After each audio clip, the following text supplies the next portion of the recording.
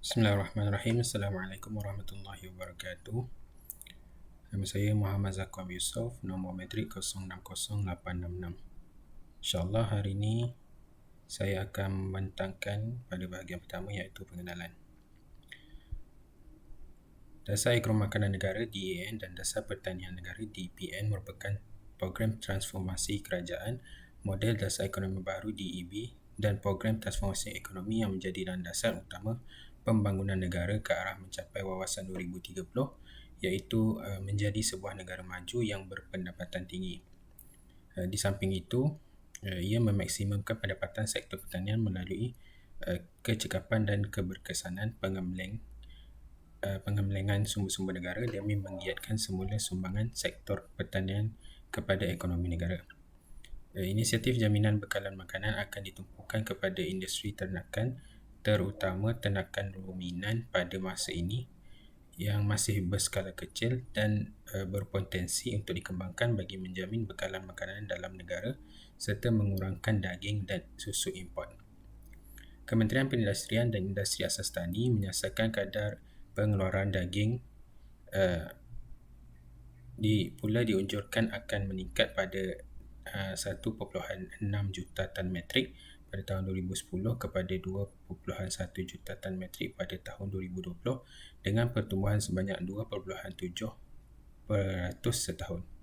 Ini kerana permintaan daging dijangka meningkat daripada 1.4 juta tan metrik pada tahun 2010 kepada 1 juta tan metrik pada tahun 2020 dengan pertumbuhan sebanyak 2.4% setahun.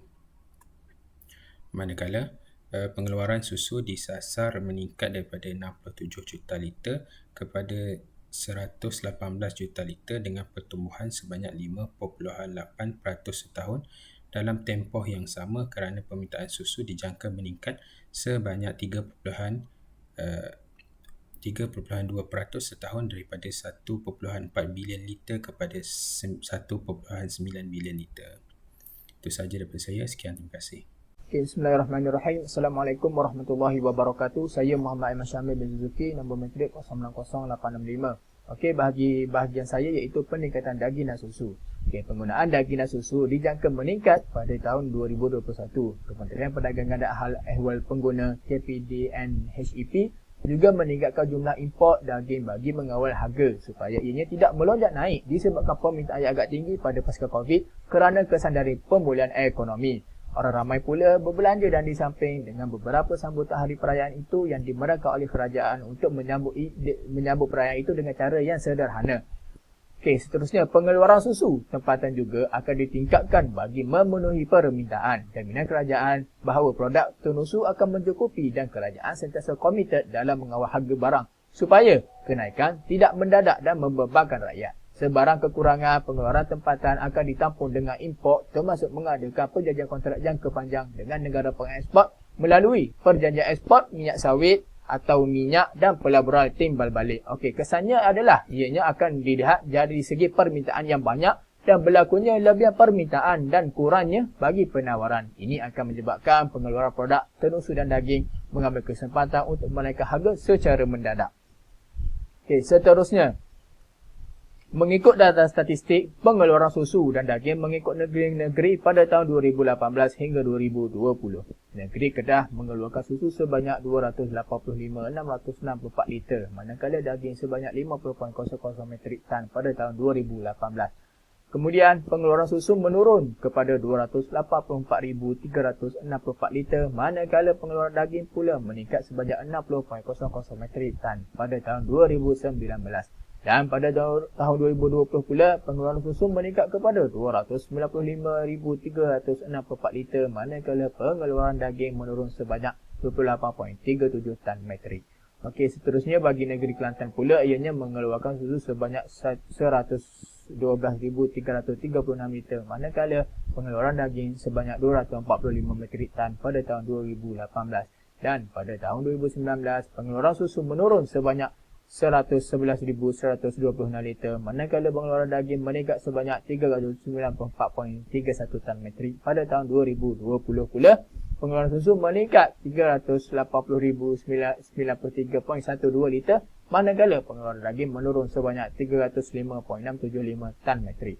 Akhir sekali, ini bermakna pengeluaran purata hasil susu mengikut negeri termasuk di Semenanjung Malaysia, Sabah dan Sarawak sebanyak 5,639,202 liter, manakala pengeluaran daging sebanyak 100.37 tan metrik pada tahun 2018 dan terus menurun pada tahun 2019 sebanyak 435,170 liter, manakala pengeluaran daging meningkat sebanyak 120.88 tan metrik dan pada tahun 2020 pula pengeluaran susu sebanyak 6,264,121 liter, manakala pengeluaran bagi daging menurun sebanyak 110.21 tan metrik.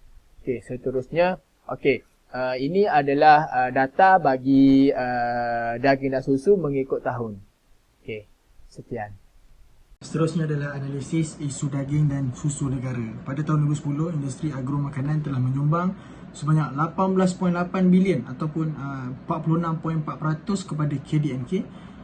Daripada jumlah tersebut, sektor pertanian menyumbang sebanyak 40.6 bilion atau 100% kepada KDNK. Sumbangan ini meningkat kepada 29.8 bilion atau 51.1% pada tahun 2020, unit perancangan ekonomi Jabatan Perdana Menteri. Industri agro makanan telah mencatatkan kadar pertumbuhan nilai ditambah yang lebih tinggi iaitu sebanyak 5.3% setahun dalam tempoh 2016 hingga 2020 berbanding sasaran pertumbuhan setahun. Pencapaian ini disumbangkan oleh peningkatan produktiviti dan industri makanan dan minuman serta lemak. Okey, baik. Kalau kita lihat akan kita lihat depan ni daripada dalam graf. Baik, seterusnya, industri asas tani turut berkembang dalam tempoh yang sama seperti yang ditunjukkan oleh peningkatan nilai ditambah industri makanan dan minuman daripada 2.3 bilion kepada 2.9 bilion serta lemak, minyak, sayuran dan binatang daripada 1.6 bilion kepada 2 bilion. Sumbangan industri agro makanan kepada jumlah ekspor negara telah meningkat daripada 1.5% pada tahun 2015 kepada 4.1% pada tahun 2020. Okey, kita terus tengok pada graf. Okey, jadual ni unjuran nilai ditambah industri agro makanan dan asas tani pada tahun 2015 hingga tahun 2020. Tengok. Industri agro makanan 23 juta, 1% dan sebagainya lah. Dan kita dapat lihat jumlah nilai ditambah 39 juta. Seterusnya 50 juta pada tahun 2020. Meningkat. Okey. Baik. Seterusnya pengeluaran daging lembu dalam negara masih di tahap yang rendah. Dengan kadar sara diri pengeluaran daging lembu dianggarkan hanya 23% saja pada tahun 2020. Oleh itu negara masih bergantung kepada sumber bekalan daging dari luar negara. Okey. Seterusnya, unjuran pengeluaran komoditi makanan utama pada tahun 2015 hingga 2020 tan metrik. Okey. Baik. Butiran tanaman pada tahun 2015 hingga 2020 meningkat. Dan dapat kita lihat jumlah daripada tahun 2015 9,095, pada tahun 2020 11,175 dan kadar pertumbuhan tahunan purata pada tahun 2016 hingga 2020 4.2%. Okay. Bagi subsektor industri daging, DPN 3 mengenal pasti bahawa pergantungan kepada daging import merupakan kelemahan kepada industri ini. Kerajaan telah mengenal pasti sejumlah 1.2 juta hektar kawasan penanaman kelapa sawit dan getah yang berpotensi untuk digunakan sebagai kawasan peternakan lembu secara integrasi. Seperti mana diketahui, permintaan terhadap makanan halal meningkat berikutan cita rasa masyarakat kini yang pentingkan kualiti dan kebersihan dalam sumber makanan mereka. Terima kasih. Assalamualaikum warahmatullahi wabarakatuh. Nama saya Muhammad Azizul Umri. Nombor mencik saya 06057. Saya akan membentangkan tentang fiqh pertanian pemakanan berdasarkan perspektif Islam.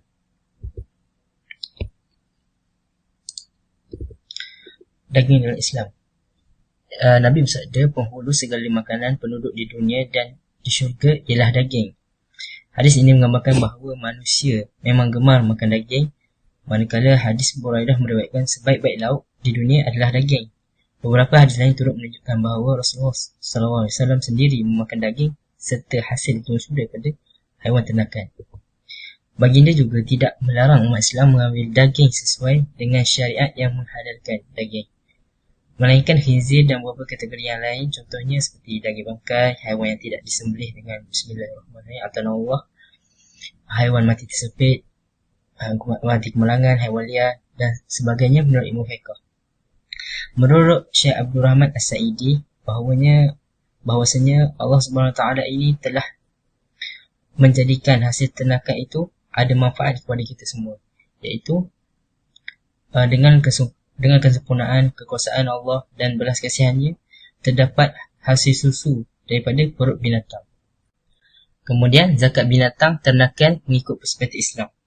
Semua binatang ternakan diciptakan oleh Allah Subhanahu Wa Taala untuk kepentingan manusia. Ia digunakan untuk ditunggangi sebagai kenderaan, dimakan dagingnya, diminum susunya dan diambil bulu serta kulitnya. Oleh itu, Allah SWT meminta para pemilik binatang bersyukur atas nikmat yang telah dianugerahkan kepada mereka. Realisasi dari syukur tersebut adalah dengan tuntutan zakat. Syarat-syarat wajib zakat ternakan Islam, milikan sempurna, ini milik sepenuhnya milik kita. Cukup nisab, yakni cukup jumlah minimum. Seperti unta, minimum untuk boleh keluarkan zakat 5. Kalau kambing, tidak diwajibkan zakat selagi belum capai 40 ekor. Kalau lembu 30 ekor. Okey, cukup haul. Lepas tu kemudian cukup haul. Ini cukup dalam tempoh peredaran dalam masa setahun yang peroleh susunya atau dagingnya, atau dalam peredaran masa setahun. Lepas tu kalau ada anak yang lahir dalam tempoh haul tu, pertengahan tu, boleh, namun tidak diwajibkan zakat, namun boleh diambil kira sebagai cukup nisab. Kira boleh dikira juga. Kemudian syarat dia digembalakan, yakni binatang yang diurus sepanjang tahun untuk memperoleh susu atau diperoleh dagingnya. Binatang ni terpelihara di padang yang luas, yakni makanan dia bukan daripada hasil usaha penternak tu sendiri, tapi dia makan dekat tempat yang awam, yakni rumput-rumput tepi jalan ke kat area perumahan orang tu, macam tu. Kemudian syarat yang terakhir, tidak dipekerjakan, yakni bukanlah binatang yang duduk kat sawah padi tu macam kerbau yang kena buat bajak, ambil air, bukan binatang-binatang tu. Kalau binatang tu, apa yang perlu dizakat adalah hasil tanaman, bukannya binatang tu. Nisab dan kadar zakat ternakan lembu dan kerbau. Ni bilangannya, kadar nasab 39 ekor, bilangannya seekor kena keluarkan, jantina dia jantan dan umur 1 tahun lebih. Dan 40 ke 49 seekor lagi, tapi betina umur 2 tahun lebih. 60 hingga 69 2 ekor, jantan 1 tahun lebih. 70 hingga 79 seekor jantan, seekor betina. Jantan kena 1 tahun lebih, betina kena 2 tahun ke atas. 80 hingga 89 2 ekor betina, itu 2 tahun lebih umur dia. 90 ekor ke 99 3 ekor jantan 1 tahun lebih. 100 hingga 109 2 ekor jantan berumur 1 tahun lebih dan 1 ekor betina berumur 2 tahun lebih. Tu kadar nisab dan zakat ternakan yang kita perlu tahu lah. A'udzubillahi minasyaitonirrajim.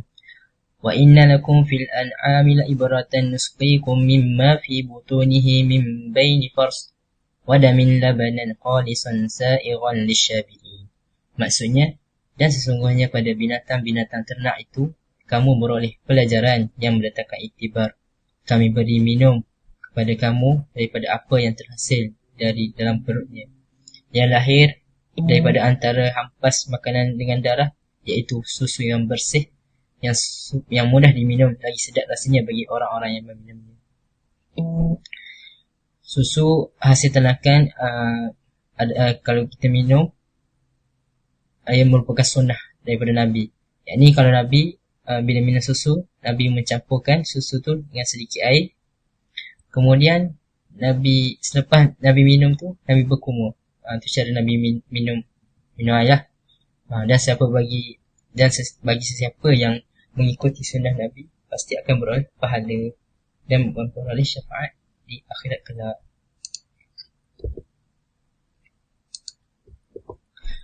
Sudut pandang Islam, sektor penerangan DPN dan JN.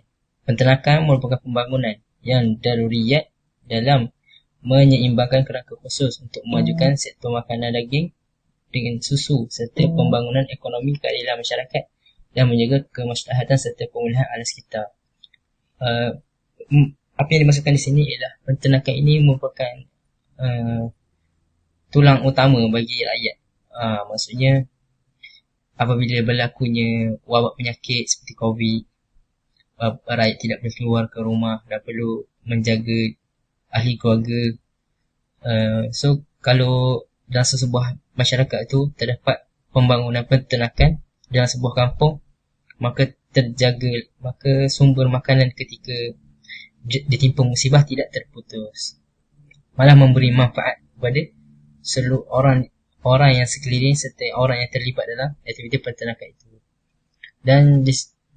Dan kelebihan zakat itu juga telah membantu orang-orang yang susah, orang-orang yang memerlukan, kerana Allah telah menetapkan zakat itu sebagai kita tanda syukur untuk kita menjaga antara satu sama lain. Wallahu a'lam. Assalamualaikum warahmatullahi wabarakatuh. Nama saya Ahmad Taufiqul Hakim bin Muhammad Zaini. Nombor metrik 060852. Saya akan menerangkan tentang kesimpulan. Yang pertama, industri asas tani turut berkembang dalam tempoh yang sama seperti yang ditunjukkan oleh peningkatan nilai ditambah industri makanan dan minuman daripada 8.2 bilion kepada 13 bilion. Lemak, minyak, sayuran dan binatang daripada 4.5 bilion kepada 7.9 bilion.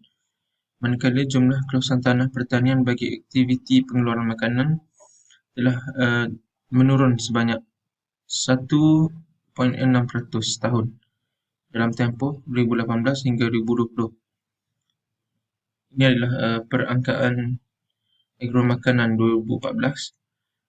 Seterusnya, selain itu, pengeluaran komoditi makanan utama telah mencatatkan pertumbuhan yang menggalakkan, iaitu pada kadar 3.7% setahun, walaupun berhadapan dengan beberapa krisis pada peringkat global. Antara negeri yang mengeluarkan hasil pengeluaran padi yang paling tinggi pada tahun 2018 hingga 2020 ialah negeri Kedah, iaitu sebanyak 955,662 tan metrik, dan disusuli di negeri Kelantan dan juga Sarawak.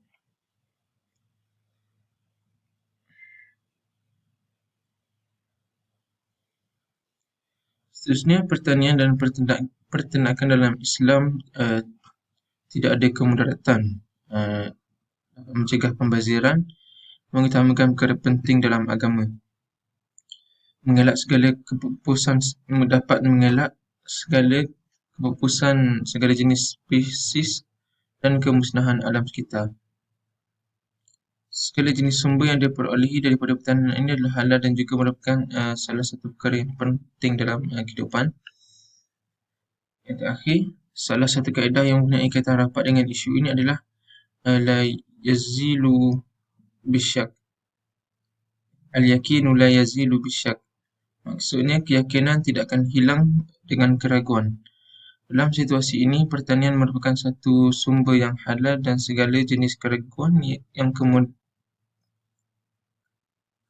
datang kemudian yang punya kaitan dengan punca rezeki itu tidak akan diambil kira. Sumber pertanian itu tetap halal jika tiada sebarang bukti kukuh yang boleh menghilangkan keyakinan terhadapnya. Sekian, terima kasih.